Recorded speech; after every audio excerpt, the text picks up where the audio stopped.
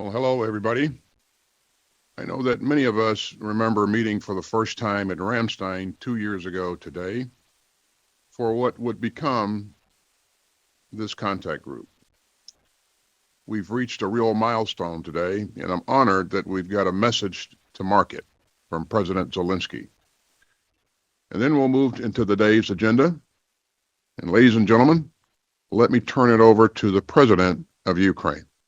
Secretary Austin, I thank you for your leadership in this Рамштайн format.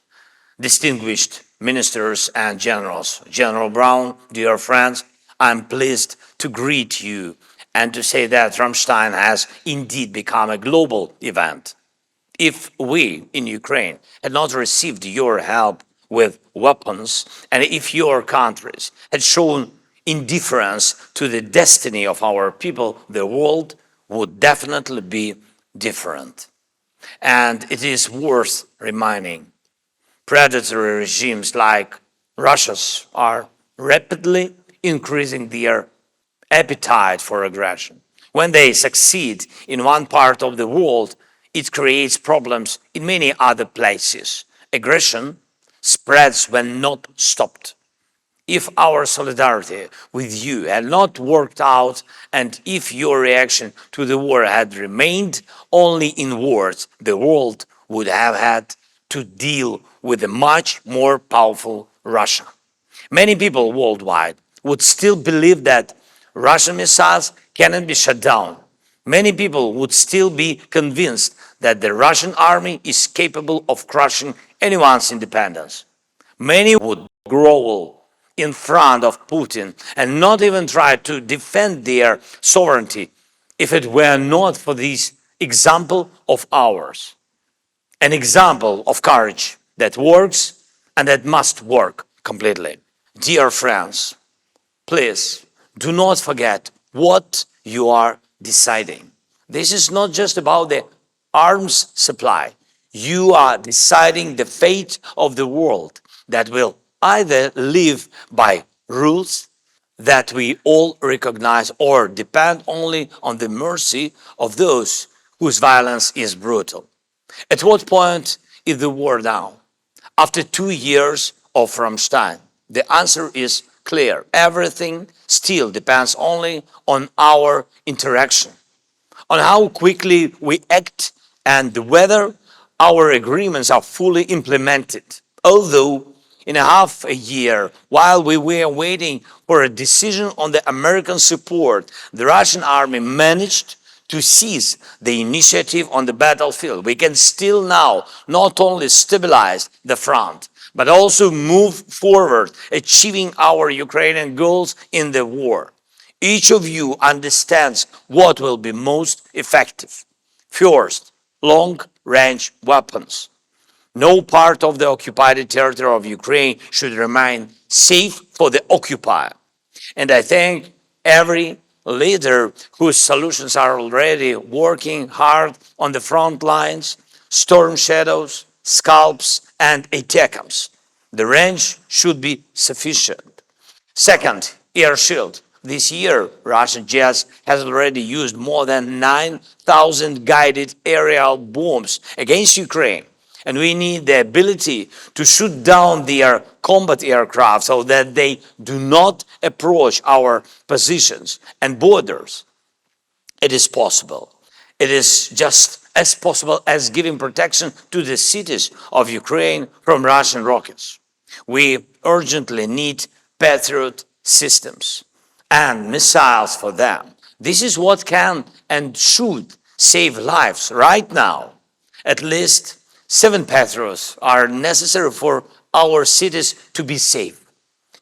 You have these systems, and they truly can change the situation now, change it for the better, as well as accelerating the transition to F-16.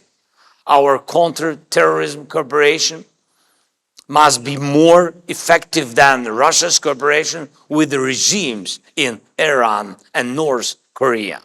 Third, artillery. Many of those present at Рамштайн were soldiers. And you can imagine what our soldiers feel when they simply have nothing to respond to enemy fire. The 1-to-10 ratio of artillery in our country to that of the Russian army inspires Putin to fight on. He believes that he will walk through the ruins and he will try to launch his counteroffensive. We must disrupt it. Our soldiers need artillery enough 155 calibers to stop Russian assaults and conduct our own active operations. And I thank every country that really effectively helps with this. And one more, please pay maximum attention to the production of weapons, both in your countries and in our joint projects with you and in Ukraine. Now in Ukraine, we have the potential for the production of drones in particular, which significantly exceeds our financial capabilities. Same with the electronic warfare systems, likewise in many areas in your countries. We need to fill our defense capacities with real orders. And we are currently forming new brigades to strengthen our positions. They need support just like the brigades already operating at the front. Our team participating in Рамштайн will present all the details. Even best soldiers cannot change the war without sufficient number of weapons. And I'm proud of Ukrainian soldiers. Each of you knows the strengths and capabilities of our soldiers. They know how to win. They must win. But Ukrainian defenders need your sufficient and timely support. Exactly what you would need to win if you were soldiers in this war.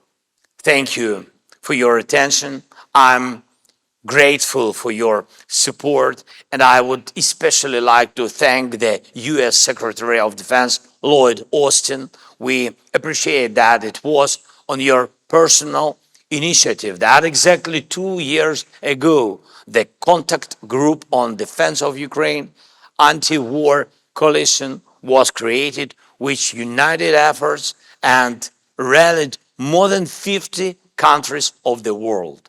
Ukraine is grateful to you for your dedication, for the tireless work of your team, and all of the partners for the saved lives of our citizens.